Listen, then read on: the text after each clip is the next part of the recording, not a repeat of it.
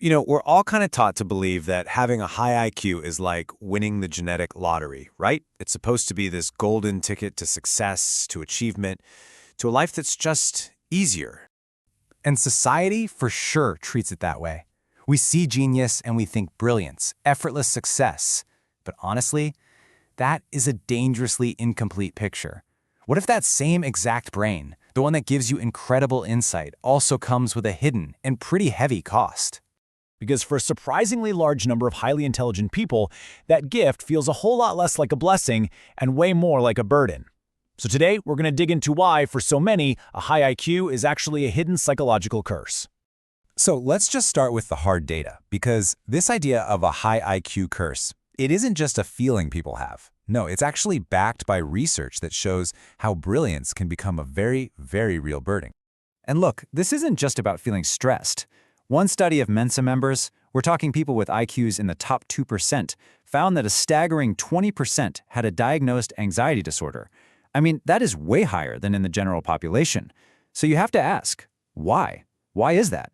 Well, the answer usually starts right inside your own head.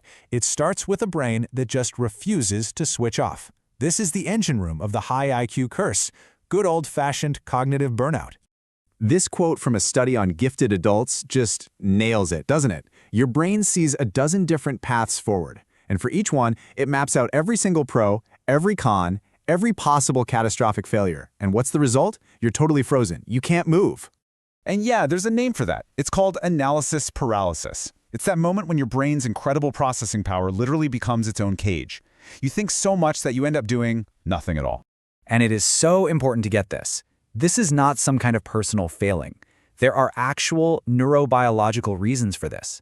See, in a lot of high IQ people, the brain's center for introspection, it's called the default mode network, it just stays hyperactive. It never really shuts down. It's all part of something called the hyperbrain, hyperbody theory, which basically suggests you have this heightened sensitivity to, well, everything. Sounds, emotions, ideas. And being in this constant state of high alert, it leads to endless worry, rumination, and eventually just total mental exhaustion. And of course, that internal storm, it doesn't just stay inside. It spills over into your external world, especially into your relationships. And that leads to one of the most painful parts of this whole experience, the profound loneliness of giftedness. Okay, so what's the root cause of this feeling of isolation?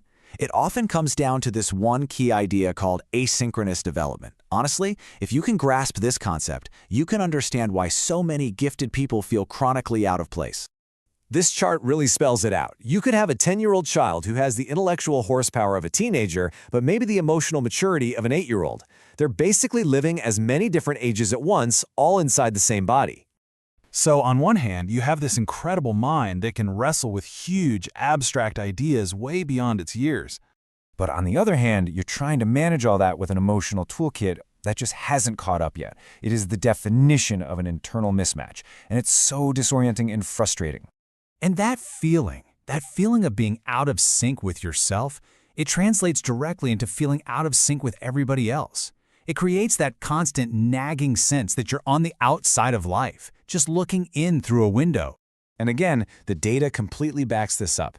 A study from Utrecht University found that people with an IQ over 130 report way more loneliness.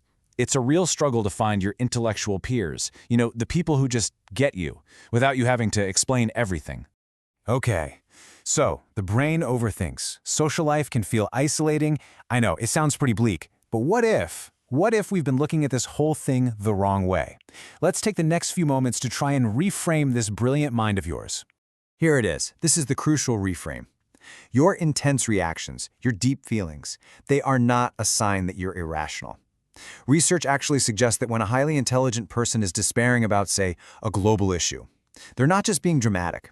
They're often making a painfully accurate assessment of a really complex and troubling reality.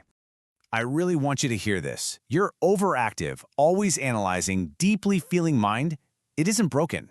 It's simply processing the world at a higher resolution. You see more detail, you see more nuance, more potential outcomes, both the good and the bad.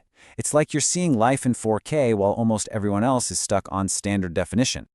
This right here, this is the mindset shift that changes everything. The whole key is to change your perspective. Like this source says, you have to start seeing these traits not as some annoying quirk, but as a genuine strength. That is absolutely critical for your well-being. So I'll leave you with this final thought. What if your intense overthinking mind isn't a bug that needs to be fixed? What if it's a feature that just needs to be understood and harnessed? Think about it. What possibilities open up when you start to see it that way?